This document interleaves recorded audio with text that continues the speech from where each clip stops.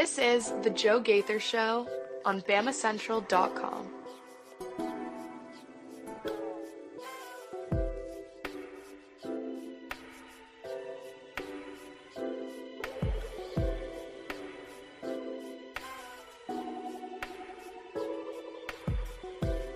Good morning, Tuscaloosa, Internet world, West Alabama. How are we doing today on a Monday? It's the Joe Gaither Show on Bama Central, BamaCentral.com. Hope you and yours are doing well. Yes, the sun is out in Tuscaloosa despite some recent developments with the Alabama Athletic Department and the Alabama Athletics world. I know it was a tough weekend on the hardwood. It was a tough weekend in the transfer portal. We're going to talk about all kinds of things right here on the Joe Gaither Show today, right here in the Derek Daniel State Farm Studios. We've got our man Theo Fernandez with us. You can call Derek Daniel for all of your insurance needs at 205-758-3391. Like a good neighbor, Derek Daniel is there. Call and see how much he can save you today. We appreciate Derek for hosting the show and taking care of all of our insurance needs. Give him a chance to take care of your insurance needs at 205-758-3391. We're also proudly presented by Purple Turtle Roofing, the best roofing company in the state of Alabama. Call them at 877-787-6635 for all of your roofing needs. Brax Garrison, Dustin Foley, and all their crew will come out, give you a free roof inspection, let you know what your roof needs. If you got any holes, any cracks, any trouble spots, they will give you a free roof assessment if you call them at 877-787-6635. We appreciate them sponsoring the program as well. We appreciate you watching us on the Bama Central YouTube channel, Facebook page, listening to us on Apple Podcasts, Amazon, Spotify, wherever you get your podcasts. You can find the Joe Gaither Show on Bama Central. We appreciate you subscribing, rating, and reviewing. Leaving us a comment at Bama Central, at Joe Gaither 6, at Theo Fernandez _. Or if you want to, you can be like our friend Cam Metzger and Hunter Brantley today, calling us on the voicemail machine at 205-462-7340, extension 800. We'll go to the voicemails pretty soon. But first, we need to check in with our guy Theo Fernandez. Theo, how we doing, sir? Watching are you here? My weekend was a whirlwind, so I'm going to need a lot of help from you today. How are you doing? I'm doing phenomenal. There are 2 letters on this hat. And I am proud to wear these 2 letters again because the Philadelphia Eagles went out and we just witnessed the end of the Eagles being a competent football team. This is the end of Philly's era. Okay. It's all downhill from here. New York runs the NFC East from this point on with John Harbaugh running the team as head coach. So I'm doing great. It was a fun weekend. Those wild card games were all just sensational up until the end Sunday night. But what a weekend of football, and I know you're happy about your Bears, Joe. Holy smokes, it just hit me. Going all the way back to Thursday, you had you had a lot of action. You had Ole Miss Miami, right? You had Indiana smoking Oregon on Friday night, and then obviously all the NFL action on Saturday and Sunday as well. So a lot of football, none of it really having to do with Alabama. Alabama's football action was all off the field and not so hot, really. Where to start? Let's start with the easiest and the lowest hanging fruit. The easiest and the lowest hanging fruit is that Cam Coleman was never coming to Alabama, folks. Come on. Cam Coleman was in town over the weekend. Yes. Cam Coleman went to the Alabama basketball game, and Texas won, obviously. But Cam, look, you were never competing. $3.5 million for Cam Coleman. It was always, I think Cam Coleman to hang out Tuscaloosa and has a lot of friends that were on the football team, this, that, and the other. I mean, being from what, Central Phoenix City. He and Red Morgan maybe good buddies. He and Isai Faga maybe good buddies, but he was never coming here. So like we can get that out of the way early, and I would not even classify that as, well, the staff keeps missing. Cam Coleman, never an option. I agree, and you take the visit, partly hang out with some guys, partly out of goodwill, right? Being from the state, you come, you check, you do your due diligence. But I do agree. I think it was always got to come down to one of these Texas schools. All right, so the next easy place is we'll do Hollywood Smothers, then we'll go to the voicemail line. How about that? We'll go to Hollywood Smothers, who flips his commitment. I don't even know if you want to call it commitment. Flips his signature. He just not. I guess he never signed his NIL agreement here with the University of Alabama. So last week we talked about Hollywood Smothers, running back from NC State, coming to Alabama and being that home run hitter, being a really good vision, not very, kind of a water bug type. A lot of people were throwing Jahmyr Gibbs out there. And okay, if you didn't see it, Hollywood Smothers flips his, I guess, pledge to play from Alabama to Texas as he left town over the weekend and took a visit to Texas. And I guess he has signed pen to paper with the Texas Longhorns. And it's a problem. It's a problem for Alabama. It is. You have the fundamental problem of allowing him to get out of town without without signing paperwork, because we saw what happened with the Washington quarterback. The Washington quarterback signed some paperwork, then decided, oh, there's better offers out there. I want to entertain them. And the Huskies held up that paperwork and said, hey, buddy, you're going to have to pay up some money if you want out of this contract. And also part of this contract is you can't re-enter the transfer portal. And so I think we should look to the Washington quarterback situation for a lot of hope, but hope for college football. But with us specifically right here with Alabama and Hollywood Smothers specifically right here, it becomes a little bit problematic because whoever, in charge of all the steps didn't follow through. I don't want to even say that, because I think that I would imagine that there was paperwork. Hey man, just sign it. Hey man, just sign it. Here we got it. We got your NIL agreement right here. Reportedly he was enrolled in classes, and y'all have been back in school for what, Theo? Just 1 week? Last week was 3 days of class. This will be the 4th. Okay, so no big deal. As far as like you're not quite, you got about another 2 weeks before, if you don't go to class, you're going to be no problem right. So he enrolls in classes at Alabama. You have three or 4 days of class last week, and then says, I don't know if I'm feeling it. And then obviously the Texas money is at play as well. So Texas swoops in and offers him a big deal. Apparently it was all agent driven. Apparently the agent was still shopping Hollywood Smothers around, and Texas said, yeah, we've got a lot of money for a quality running back, a proven running back. I mean, they've lost a lot of their running backs. CJ Baxter, right, is in the portal. Quintravion Weisner, say that name five times fast.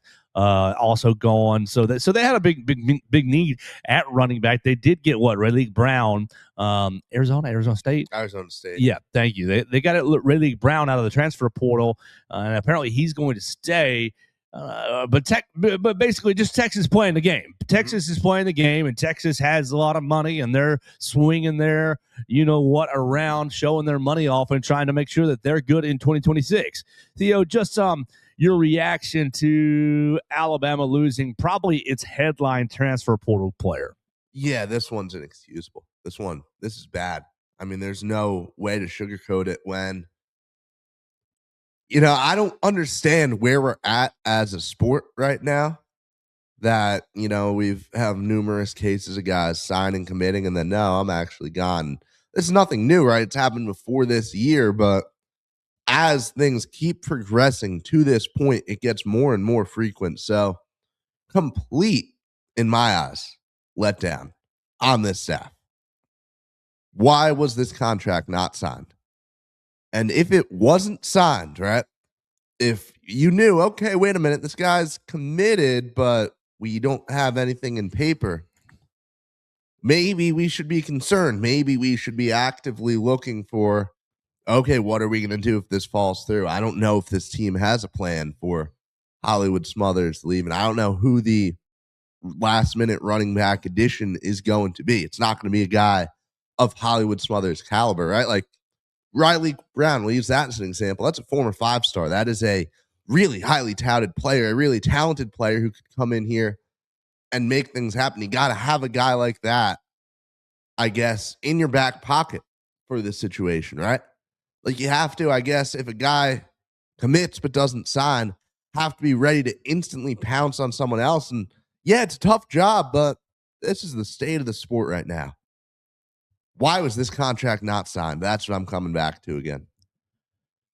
Well, apparently one of the other Texas running backs, Christian Clark, is entertaining going in the transfer portal as a response. So, like, you probably or you might get a little bit of chance to, swap one for one. Like, it may work out for Alabama. Now, Christian Clark is not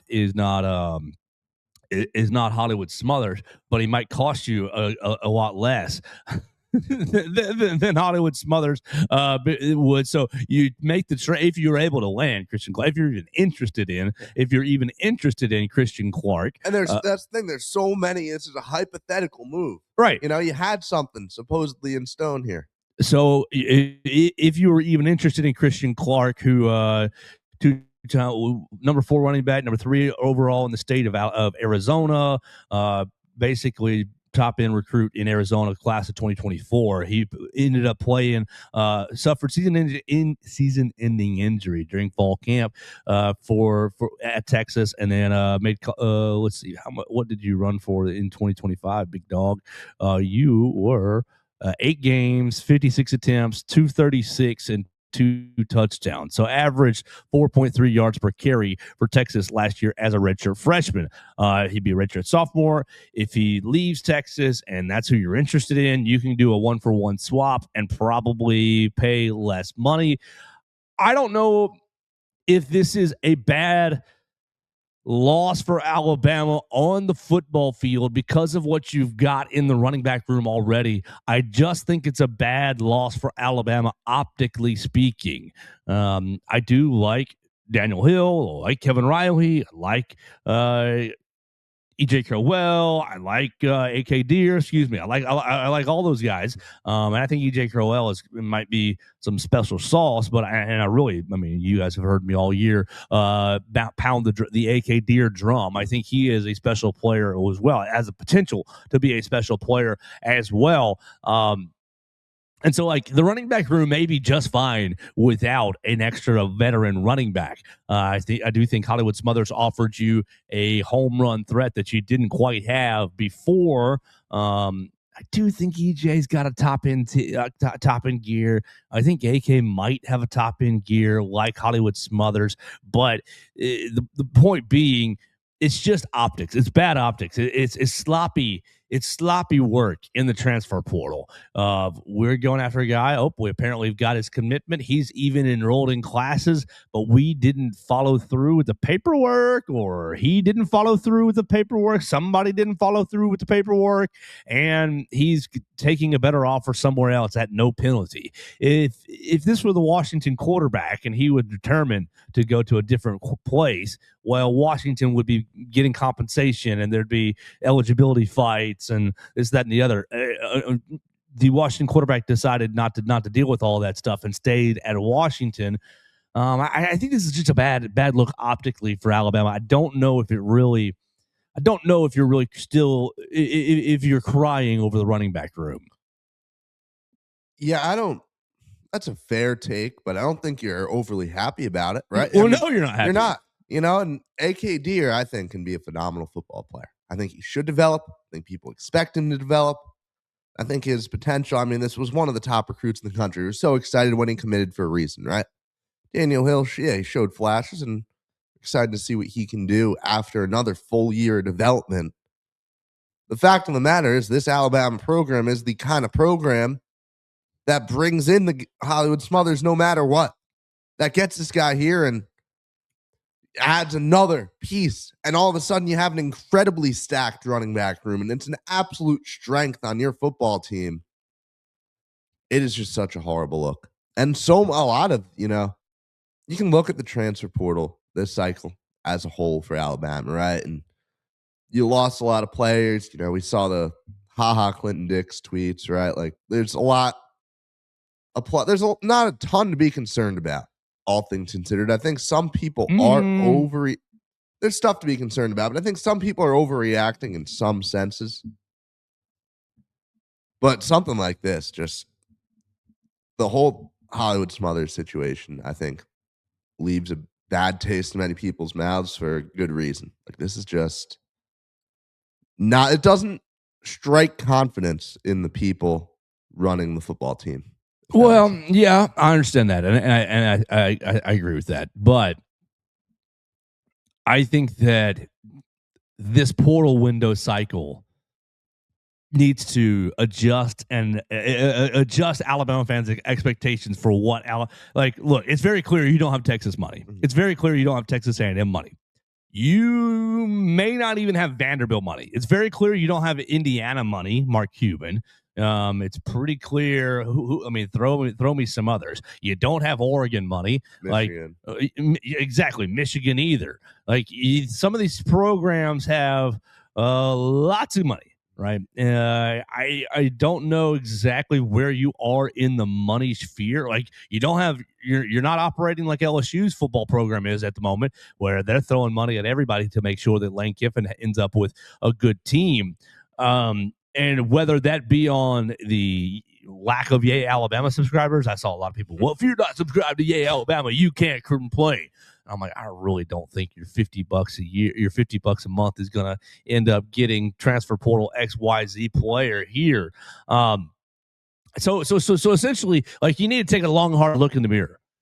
And yes, be happy with the 2025 recruiting class. Look at the 24 recruiting class. It was still pretty good as well. Be happy with the 26. Be happy with the 26 recruiting class, the upcoming one, the one that's mostly signed and all committed. The 25 class was pretty good.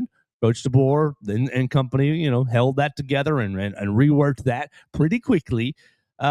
It just may be a situation where you are recruiting high school talent. You just might take a little bit more time for DeBoer and his staff because of the budgets hey, we're recruiting high school kids or we're going to develop them. Well, if that's the case, then their first recruiting class, 25, the AK Deers, the Luke Metz class, basically the Duke Johnson class, the Dijon Lee class, Caleb Edwards class, right? The Keelan Russell class. What's that? Michael Carroll. Yeah, exactly. Thank you. That class just finished their freshman year, and those guys were all contributors in different ways, pretty much, and at different levels, but all pretty much. You saw their numbers and their names and their faces on the field this year. We remember we can go back even the 24 class, the Xavier Brown class. You saw their names and faces on the field a lot, right? The Xavier Brown, Ryan Williams, basically your best two players all over the place. So you're still fairly young. And the 2026 class has a lot of promise, has a lot of excitement. At least I believe. A lot of them are enrolled already, working. And so, you're just going to have to get the babies to grow up. But the staff has to adjust.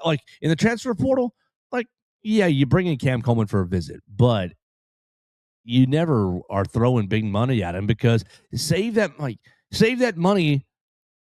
I had a friend message me the other day, and I think they're exactly right. I had a friend message me and say that Alabama needs to take a Moneyball approach and be looking for, Division II, FCS team players, disgruntled, Power 4 players, basically looking to do what we did with the Mississippi State kid that Alabama just received. Alabama just got a defensive lineman later on Sunday night from Mississippi State by way of North Carolina. Basically, this guy is going into his 7th year of college football. You ended up with Kedrick Bingley Jones. Is going into his 7th year of college football and had a pretty productive year for Mississippi State this year with 13 games, 25 tackles, a quarterback hurry, and a pass breakup in 13 games. Has been injured different years, basically taking a COVID year, taking an injury year here or there, redshirt year, and he's going into his 7th year. And so Bingley Jones, he's rated as the 121st defensive lineman in the transfer portal class by Rivals. Okay, that's going to make what are we doing? 121, that's no good.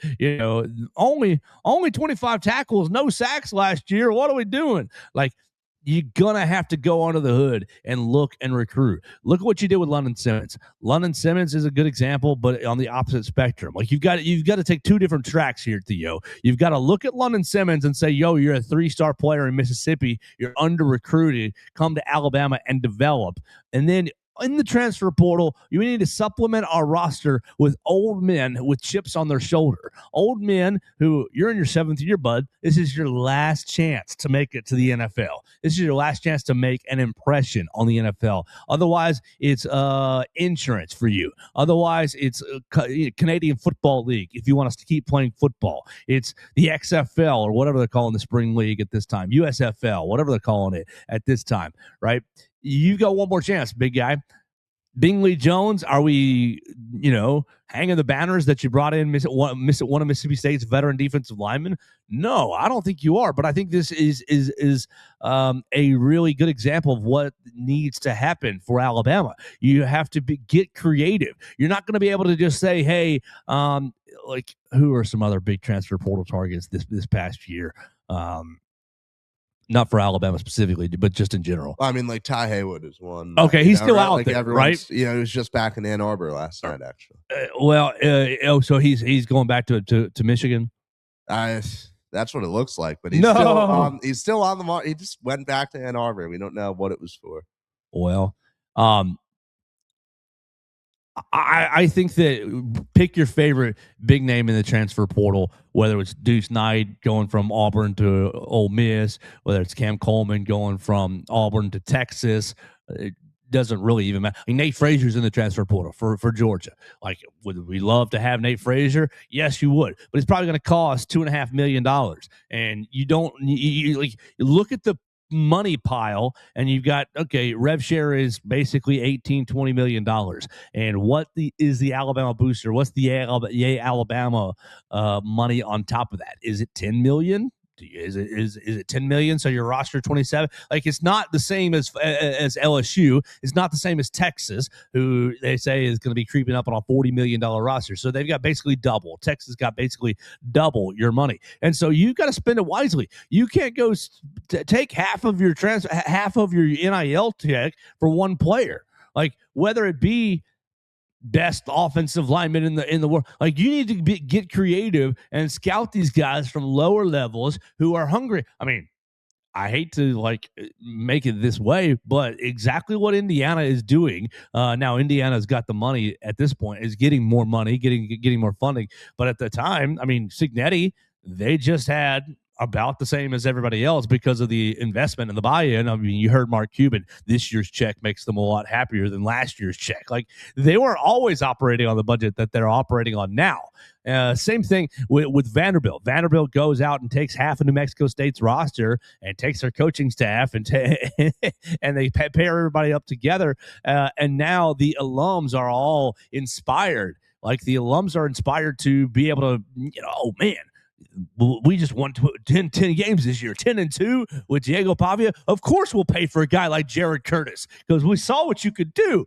Like, so Alabama, the Alabama fan base needs to, in my opinion, calm down just a little bit as far as this staff sucks, this staff is terrible, because a lot of the young recruiting, the 24, 25, and now 26 class, and especially 25 and 6, with this coaching staff, looks good. Looks like they've got promise. Now, we'll see how the staff adjusts as far as supplemental. And I think last night's move with Bingley Jones is a pretty nice picture, a pretty nice example of how they can move and improve. Because you don't want to have guys, look, you don't want to have all your guys thinking, well, they're just going to recruit right over me. Look at your defensive lineman right now. Do you want to recruit over London Simmons, over Edric Hill, over Jordan Renaud, or do you want those three guys to develop over the summer and take another large step forward or a significant step forward in their abilities and their skill set and their production. If those three guys do take a step forward, and you're bringing back Jeremiah Beeman as well, you got Isaiah Faga, you've got, Fatatua Henry, who you brought in from junior college. Were you developing him over the year or not? Steve Bolabumwa, were you developing this year or not? Like, you get these guys growing, supplement them with depth, older depth. I think you're going to be just fine.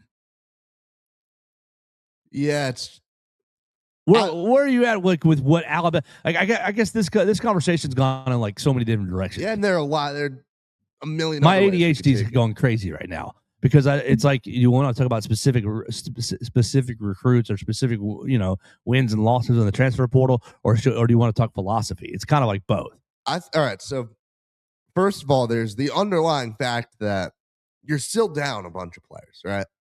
You have to get bodies on the team. Right? Sure. That's one part of it. Going beyond that, you look at it philosophically. You look at where we were a year ago, right? I just feel like there's a lot of truth to what you said. It's not what Alabama fans want to hear, and that's never going to change, but it feels like there's some goalposts moving to me.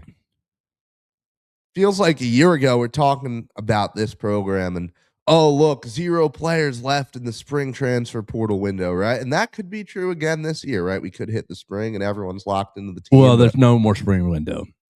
Oh, yeah. That's part of the reason why this window is going so crazy.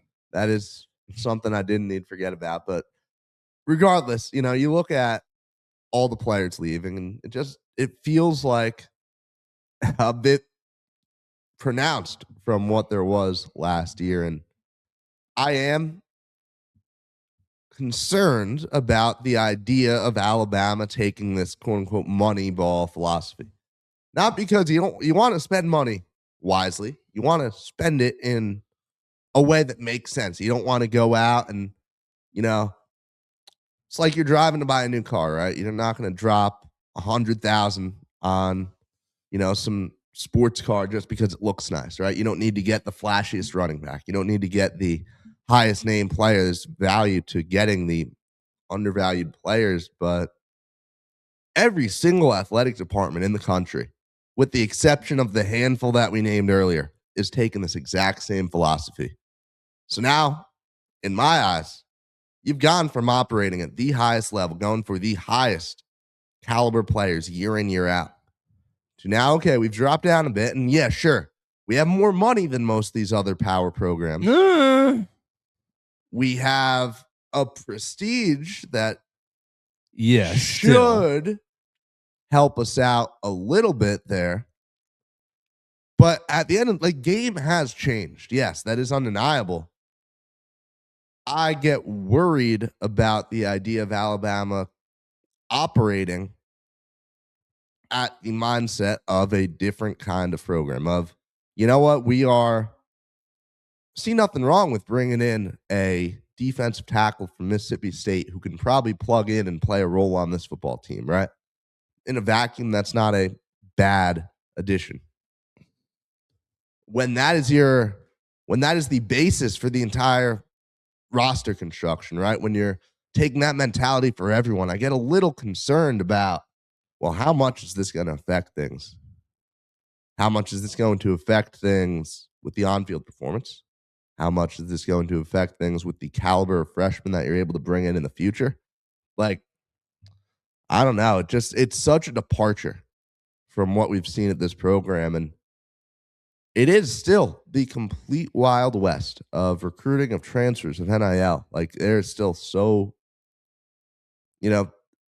little basis for everything that's being done, and a lot that teams don't know, and a lot that's going to be learned philosophically about how to operate in this era still.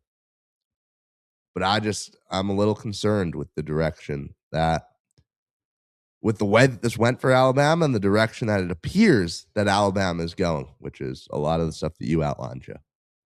Well, I'll spin you back to the class of 2024. I do think it's okay to be concerned because I am concerned as well. I'll be with you that it's not a great look. I'm starting to wonder: are you going to have a playoff team or not? Is Keelan Russell going to be, or is Austin Mack going to be running for their life? Whoever it is, and whoever it is. I mean, here's the other factor, Theo. If Keelan Russell or Austin Mack have a huge year, like, let's say, boom, you overthrow for 4,000 yards. Oh, great. 25, 30 touchdowns, 10 interceptions. Oh, they're good. You got Alabama on the cusp of the playoffs, in the playoffs, winning playoff games, whatever the case may be. Whoever the quarterback is, are they going to be tampered with by LSU, by Texas, by Oregon, by, whoever the case may be? Like, that might really be a thing, but that's 12 months from now. Go back to the 2024 class, because you these guys are now going to be sophomores, right? Yes. 24, 25.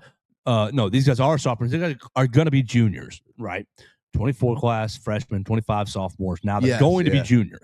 They're going to be juniors. And from this 24 class, you've retained Ryan Williams, Xavier Brown, Zay Mincy.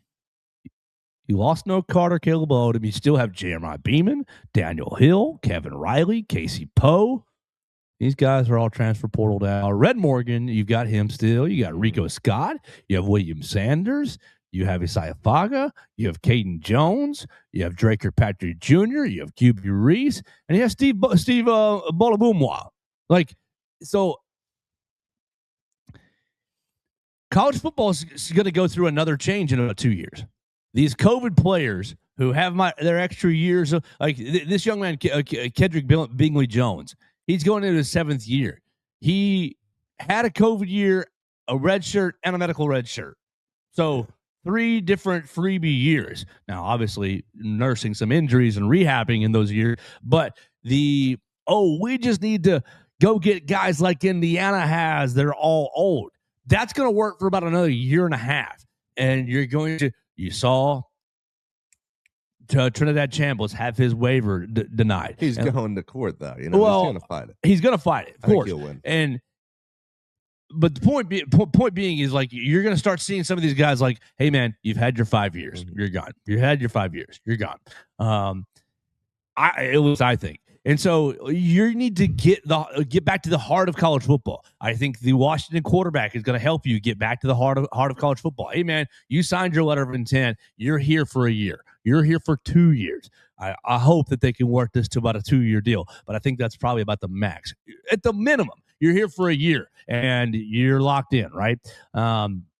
This 24 class, the heart of it, the baseline of it is still on campus going into year 3, going into their junior year. Now you've got the transfer portal window open for 4 more days.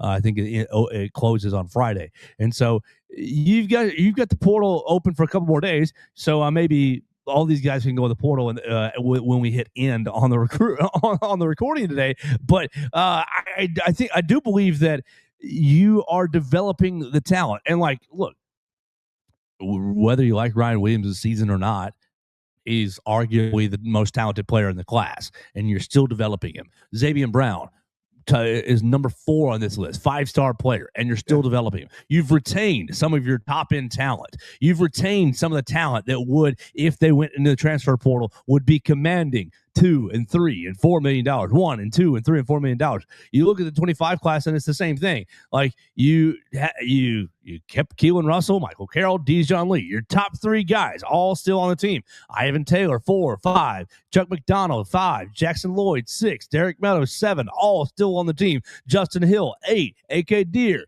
Caleb Edwards, all still on the team. Duke Johnson, Marshall Pritchett, Mal Watt, you got to go all the way down to Micah DeBose before you've lost a guy in the 25 class, which he signed with Vanderbilt, committed to Vanderbilt. I think that's going to be probably a good move for him.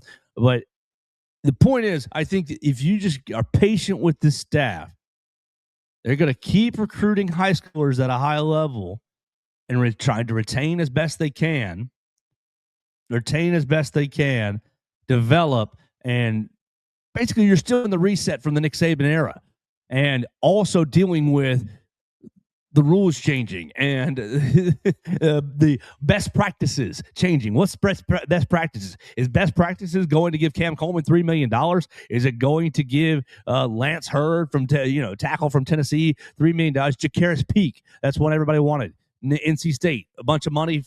No, he goes to South Carolina. Yeah. I just think that you're in a really crazy part in college football right now, and while I think it's okay to be concerned, I also think that you probably just need to hang on, take a deep breath, log off for a little bit, and see what the roster looks like when it's actually fully constructed. Yeah, I mean, right? That's a hard thing to get anybody to do right now. I'm going to be frank, and because I don't necessarily agree with that. I think there's plenty of reason to be concerned, even with everything we've said about just. Well, okay. You have 4 days. Then I'll ask you. You have 4 days, and you're 12 players in the hole. You got a lot of guys. No. You don't have to get them committed in these 4 days. You don't have to get them committed in these 4 days. They just have to be in or out of the portal in 4 days. The portal window closes as far as you're in or out. Now, what will be a problem is Jimmy, 4-star transfer portal guy, buddy. You got to get enrolled in school.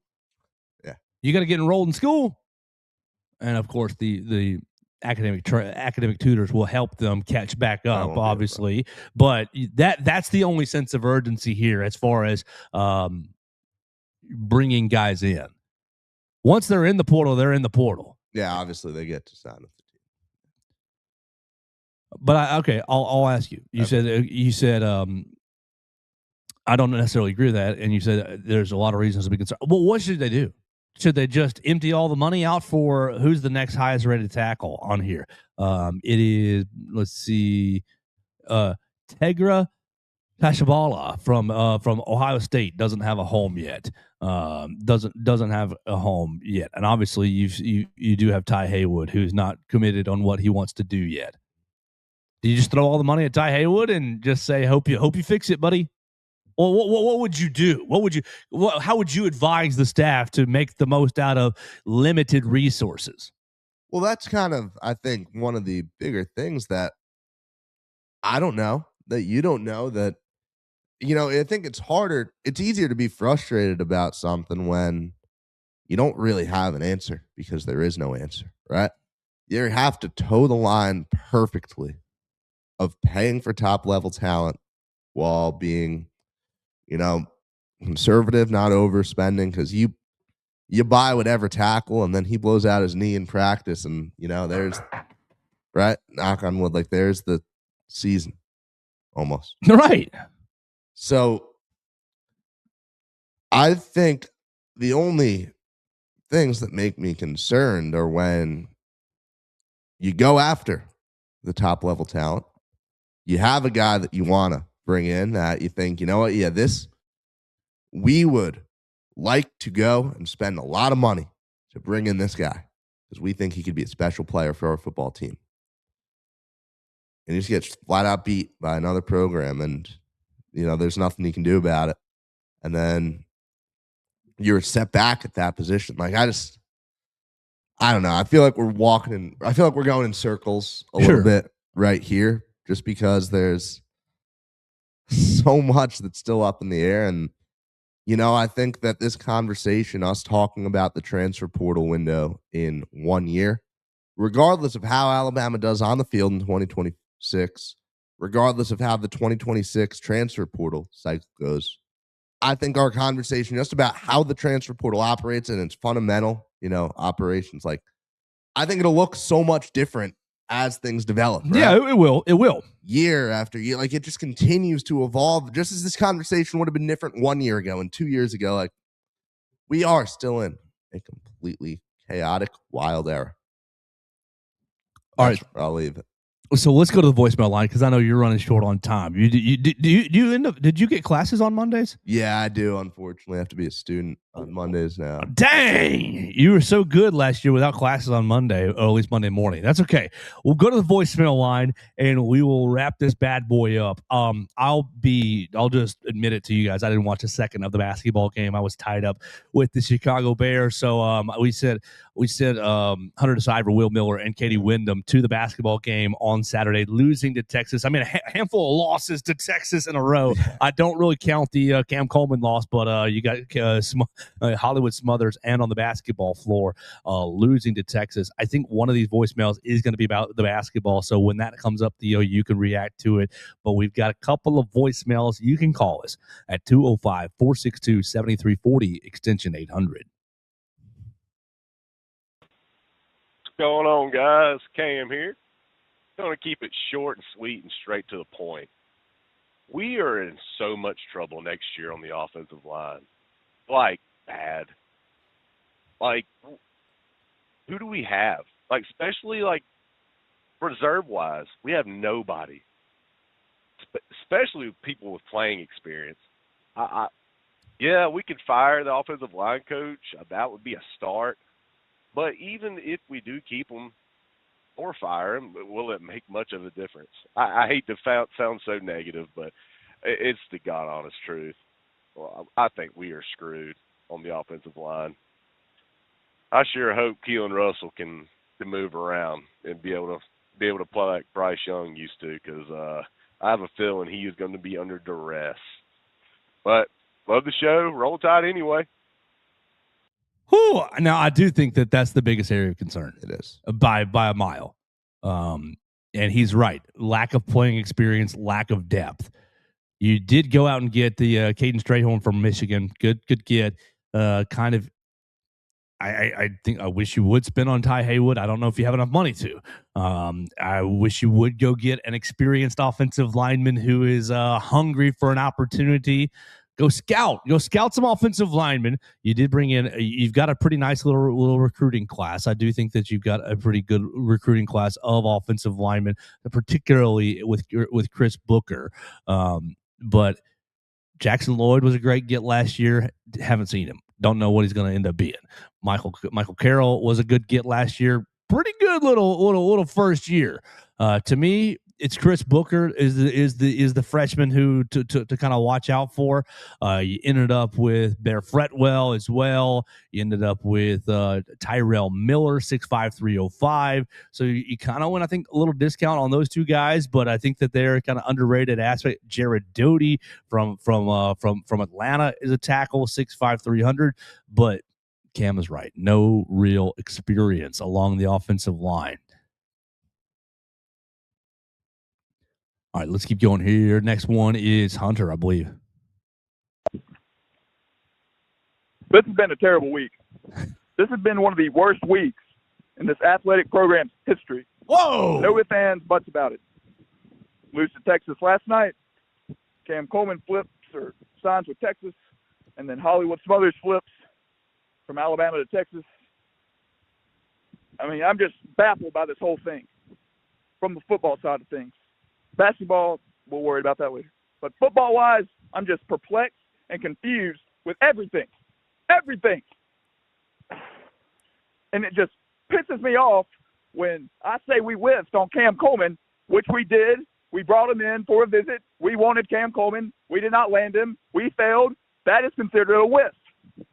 Period. But my question is how do we keep losing these guys? I don't want to hear, oh, we don't have the money. We don't have the money for him. We can't pay him. We can't pay $3.5 million.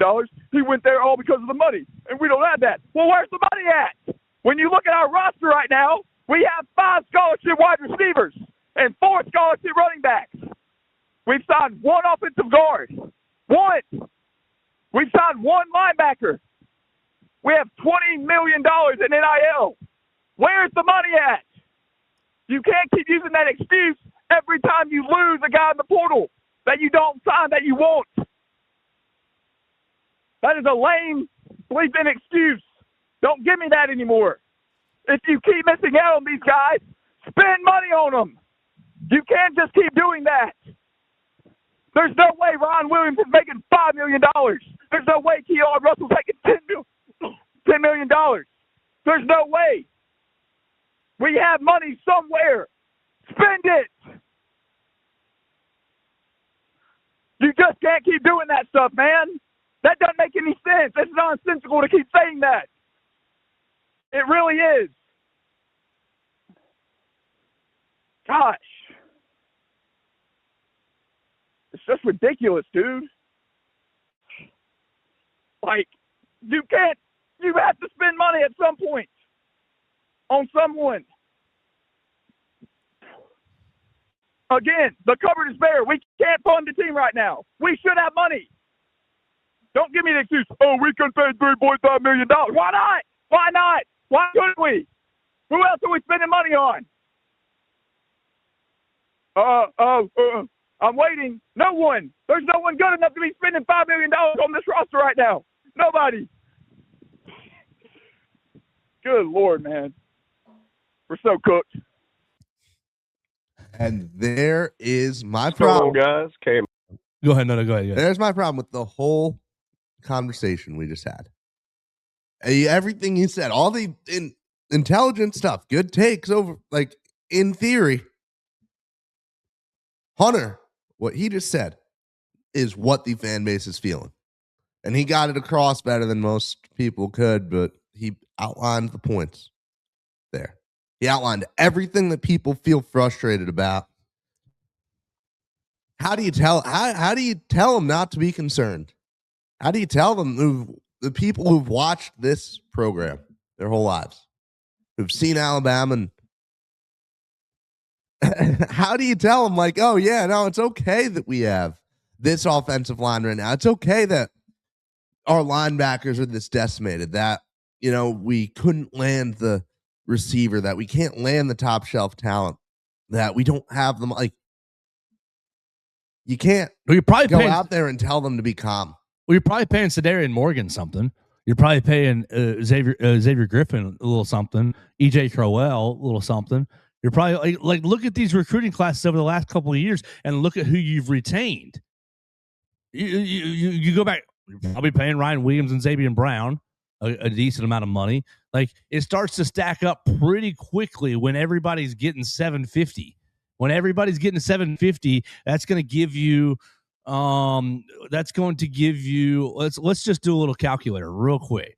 Just divide 20 million, which is really not 20 million because you've got to rev share with basketball, which gets 3 to 5, right? Somewhere in that range. It's you're allocated. Basically, it was what, 20.5 million. Subtract 3 to 5, basically from that. That's basketball. Subtract another 1 million, maybe 2, and that's all your non-rev sports. And you're sitting at 17. You're sitting at 16, right? That's probably right about where you are. You're anywhere between 15 and 17 million dollars to this football team. So we'll take 17, 100,000. 1 million, right? 1, 2, 3, 4, 5, 6, right? That's enough zeros. 17. All right. Divided by $750,000. 750, 1, 2, 3 is 22 players. 22.6 for 23 players. 22, almost 23 players. How many people start? Yeah. How many people start? 22 players. like the math is mathing. The math is mathing right there, and you're giving Ryan Williams $1 million. So you cut 350 off of somebody's out of somebody's contract. Like, the math is mathing, and it's a big puzzle. But not, a lot of these starters are making less. Like, All right, they're not all making $750, right? But Rumor has it that Jalen Mbakwe was at $600, yes, and gave you 2 receptions and 1 rush. Like, and then, hey, buddy, we're reworking your contract. Okay, I'm going to Georgia Tech. Yeah. It's not 20 million because basketball gets a cut. Let's just say basketball's at 2 million. So, okay, it's 18 million. Like, that's another 2 players basically for football. Yeah. At 750. It runs out quick. It does. And I love Hunter's passion. I do love Hunter's passion. I appreciate it. And Cam goes, is Ryan Williams really worth $1 to $2 million? Great question. And there's another, you talk about Great you question. have to be really economical. You have to really be smart with how you spend your money. If we were playing that game, right? If we were purely Moneyball gets rid of Ryan Williams. Right? Probably. Like if we're purely implementing that strategy, everybody is on a year-to-year evaluation. 1,000%. But then you also have to factor in beyond the production, which is annoying. But like, okay, you got Ryan Williams' production, and then you have Ryan Williams, what he means to the team, what he means to the program, what he means to the in-state kid, 5-star player out of Mobile, everybody loves him. He's every 6-year-old's favorite player. Like, look, fans that have watched football for a long time know, oh man, Ryan, you dropped a bunch of passes this year. You probably weren't worth $1 million. You probably were, good receiver, not all world receiver. But Billy first grader, right? Billy second grader, who's barely watched football in their lives, they love Ryan. I need my Ryan Williams signature. I want my Ryan Williams jersey for Christmas. I want my Ryan Williams podcast. I want to watch my Ryan Williams YouTube show, Billy 5th grader, 7th grader, right? Like, so what does he mean to the team? Okay, maybe he makes up for it right there. And like, so that's not really satisfactory to the football heads. I understand that. I definitely understand that, because to me, it's like, what did you do on the field? I don't care what you do. I don't care about your time on Twitch and how popular you are. But there is a little element of that. How popular are you? There's a little element of that. Yeah, and that's why you can't take the pure Moneyball approach, because at the end of the day, there's so much more than that here. There is the aspect of, we just lost 2 very, very highly rated recruits, guys who were producing on this team that were from in-state in James Smith and Russoff, right? The fact that is always going to hurt more than other players entering the portal, right? That is going to be wait a minute, this guy grew up watching this dynasty. This guy's probably wanted to play for Alabama his whole life. This guy was producing on this football team, and now is leaving. Like, there are too many layers to this thing to take, which is why it's not simple enough. Particular approach, right? Which is why I don't think it's very smart to just take the simple. Well, the staff sucks. Well, the staff's juggling about 20 different aspects and layers to all this stuff, and it's tough. This is so much more complicated than running a pro team. Yes, right? Yes. It's night and day. Yeah, because my pro player, Billy running back, I've got him under contract for 4 years. I don't have to worry about, his contract until 3 years. And hopefully he stays healthy, hopefully he produces. And if he produces at a high level, we'll give him a raise. All right, you got a couple more minutes left. I think we have a rebuttal from Cam. I can go another 10 minutes. Good Lord, man. Oh, we're so cooked. Yeah, there we go. That was the end of Hunters. What's going on, guys? Cam again. Just saw the news about Hollywood and Cam Coleman and everyone else we swinging this at. That's another reason I called. Courtney Morgan come out saying that, roster retention and high school recruiting is going to be his main goals, and the transfer portal last. But I honestly feel like in this day and age, I feel like the portal should be first, because basically all you're doing with these high school recruits is bringing them in, which is great. You're bringing in good young talent, but all you're really doing is just getting them developed to go somewhere else down the road. I feel like you're honestly wasting your time and effort with these high school kids. But I just want to get it out there and see what y'all thought about it. Roll Tide, guys. Roll Tide. I understand that sentiment. I definitely understand that sentiment. But I mean, because when you see the numbers turnover every year, 18 to 23 players out of the program every year. Take us back to the 2023 class, Theo, and it's pretty terrible. Keon Keeley gone, Caden Proctor, NFL draft. I mean, you kept Proctor, NFL draft now. Caleb Downs gone. Yanzi Pierre You got 4 more days to hold on to Yanzi, basically. Make sure he stays. Justice Haynes gone. Jalen Hale, Des Ricks, James Smith, Clay Russaw, DeWill Hurley, Malik Benson, Jordan Renaud still on the team. Okay. Richard Young transferred. Justin Jefferson out of eligibility. Owas gone. Eli Holstein, Hunter Osborne, Wilkin Formby gone. Tony Mitchell long gone. Edric Hill still on the team. Okay. Miles McVay, Ty Lockwood, Dylan Lottigan, Jaron Hamilton, Cole Adams, Bray Hubbard still on the team. Bray Hubbard, NFL draft decision to make. I think the NFL draft deadline is Wednesday, I believe. I'll look that up before tomorrow's show. Rock Montgomery, long gone, and Connor Talty still on the team. So handful of guys, just a small handful. I think you can count them on one hand. Was that right? I think you could have counted them on Talty, Hubbard, Talty. I think it was 4 players. Edric, Renaud, and Yanzi, right? That's 5. There you go. So 5 players from the 23 class still on the team. The draft deadline is Wednesday, by the way. Yeah, I thought it was. So I understand what camp sentiment is, but you look at the 24 class, who's rising juniors, and you retained a good bit more. So, like, if this staff can be different, can zig where everybody zags, like, you got to give them a little time, because I know it feels like you're missing every player. Every player, you're missing out.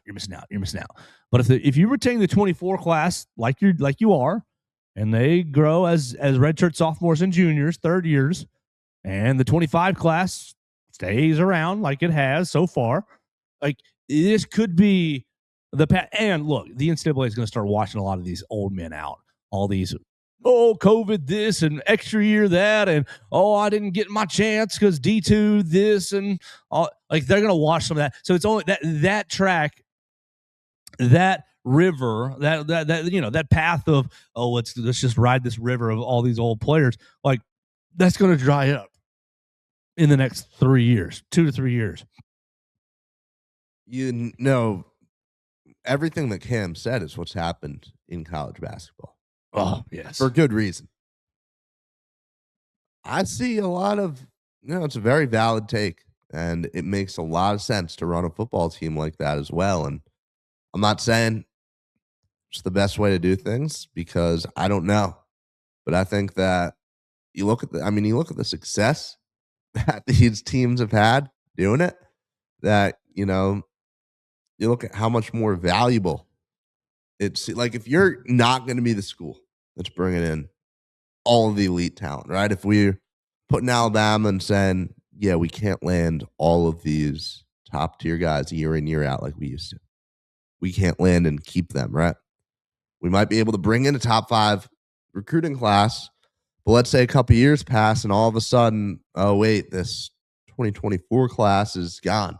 This 2025 class has 7 players left entering their junior year. Like, if it continues to reach this point, yeah, why not just put the effort into we have a team who can look at these really undervalued players like you talked about earlier, Joe, and you can build around them. And every year your roster looks different. And that's the way a lot of schools are going to be running their programs.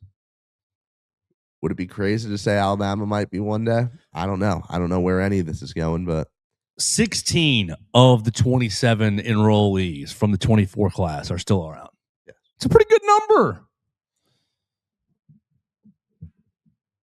It's a good number, but that's also 11 players that you paid money for that never amounted to anything. I think you could do that on every roster. Yeah, but if we're talking about trying to be the most efficient here, right? That doesn't make sense. Like, it's a simple. Yeah. Read that. Yeah. Read it out for him. I'll read it out. Yeah. Look at these middle of the pack recruiting classes. Who's the comment first? It's from Cam. There you go. From Cam. Again, look at all these middle of the pack recruiting classes. All make it far in the playoff. They all have one thing in common: minimum roster retention, strong transfer portal additions. Look at this Indiana team, right?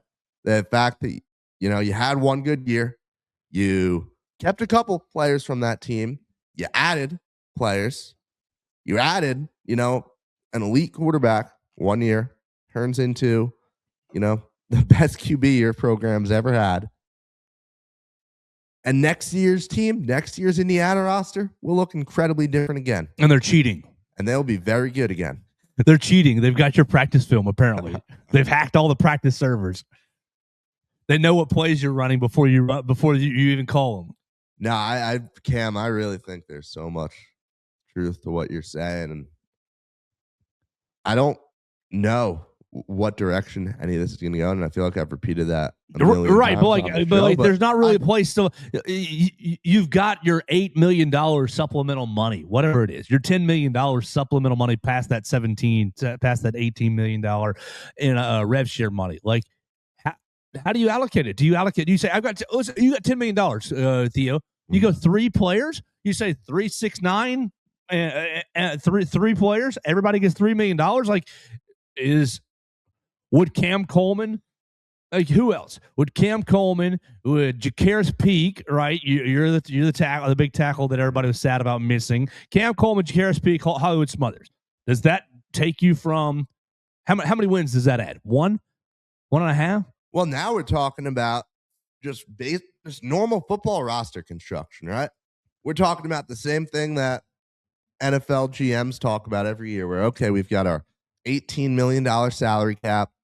How are we going to build a roster? And you see, we can bring this right to the NFL right now. We can say, oh, look at the teams that pay their quarterbacks over a certain threshold of the salary cap, and look how they almost never win the Super Bowl, and how you have to build a balanced, nuanced team. Like, we can take that approach to college football roster construction. We can go out and we can say, oh, okay, Alabama, we want to allocate no more than 7% of our salary cap to the wide receiver room, or whatever. Sure. All the analytical games that these NFL teams play, we can just bring them right over to this level. And now you're playing Moneyball. Now we're playing Moneyball. And every single year, you're bringing in a completely different roster. You bring these guys in saying, yeah, you guys will play a season for us. We'll reevaluate everything in 1 year. You may not be invited back onto the roster. Like, look at the defensive line class. Chaz Coleman from Penn State went to Tennessee. Damon Wilson, Missouri, still uncommitted. And there are rumors about Damon Wilson coming to Alabama and visiting this, that, and the other. I don't know how strong that is. James Smith is your third best guy in the portal on the defensive line, and you lost him. Like, what do you say? I've got $10 million. You divided it by 4 players, by 3 players. Like, all the fans want a superstar player, and they will, of course, like, they should want that. They should want the best players. There's nothing wrong with that. There's nothing wrong with, hey, I wanted Cam Coleman because he was awesome at Auburn, and I want to say nana na boo boo at my Auburn friends. But can you get the same thing from Sedarian Morgan, from Derek Meadows, from Rico Scott, and Ryan Williams? Like, you've also got Lazier Brooks. Like, is the wide receiver room really a need? Do you need to spend that $3.5 million on Cam Coleman when the wide receiver room is developing? Now, I like what Cam has been saying. You need offensive linemen. You need it. Like, if you can be upset about Hollywood Smothers, okay, you can, but you need offensive linemen. You need to go spend some money in the offensive line to protect Keelan Russell or Austin Mack, whoever it is. You need to have somebody on the offensive line to open up holes for Daniel Hill, Kevin Riley, for EJ Crowell, for AK Deer. Like, you gotta, the offensive line needs help. So that's kind of where, like, we want to wrap this bad boy up. You got to go to class, but, like, I am not sitting here thinking that the staff's doing a bad job. I don't think that. But I do think the staff needs to look at the offensive line and say, hey, whatever money we have left, whatever it's $6 million, $3 million, $2 million, $1 million, whatever it is, we need to find a way to get the best offensive linemen with this money. Because I think you're set pretty much almost everywhere else. Set enough to go into the next year and roll the dice with, to say, hey, maybe these guys have developed. Yeah, right. We've gone a million different ways. You can talk about the long-term impacts, but yeah, for right now, for this, the rest of this cycle, bringing in the best talent, I agree. The line is where everything needs to fall. All right, so you're going to class. What's the new class on Mondays? Spanish. Spanish? It's not fun. Joe, I'm set to graduate in a couple months, and that's all contingent on me passing a Spanish class, and I am struggling. Hola, ¿cómo estás? Bien. You too. Muy bien. Muy bien. Nah, it's rough. Spanish 200. ¿Tienes una cerveza? No. ¿Dónde está el baño? I got basic Spanish. I got very bad, but conjugating and verb tenses and all that stuff. Yeah, I struggled with that part in high school. So I will be hard at work on that on my Monday mornings this semester. But get it done, overcome, and we'll make it happen. There we go. Theo Fernandez going to Spanish class, and you guys are having a great Monday as well. We appreciate everybody hanging out with us. Cam, thanks for all your comments. I think you made a lot of great points. Thank you, especially for your voicemails as well. Great to hear your voice. Hunter, great to hear your voice as well. I know you're really upset about the basketball team and the football program. I think Hunter brought up a great point. Where's all the money going? And allowed us to do a little math there. Yes. So, and like, it's not $20 million. It's closer to 18, 9. Because the basketball, like, LeBaron Philon's making a lot of money right now. Oh, yeah. and you want to tell me you want to take some of LeBaron's pocket change out of his pocket and say good luck in the NBA G League instead? Like, because that's what it would have been. Right there. So I think you're looking at 17, 18 million in rev share. And I think you're looking at somewhere between 8 and 12 supplemental. So the football team is probably around, that's what, 26 Yeah, to 26 to 30. And you got to look, everybody's probably getting close to $200,000, $300,000, $400,000, $500,000, $600,000, and it goes pretty quickly. So you got to make some smart decisions, make some hard decisions. Alabama fans, you got to survive the transfer portal for 4 more days. Hopefully, look, you bring Bray Hubbard back. If Bray says I don't want to go to the NFL draft in the next week, and you bring him back, like, it's not as bad as it looks. Now it's concerning, and I think Cam's right. I think the offensive line is highly concerning, but just take a deep breath. I think it all will work out. We will talk about it more tomorrow with Mason. Mason will be back in the studio. We'll be talking about the basketball program. Basketball is headed to Mississippi State on Tuesday. We're going to a press conference at noon, so you can see that on the Bama Central YouTube channel as well. And we're going to have a great Monday, and you guys will as well, right here on Bama Central, BamaCentral.com.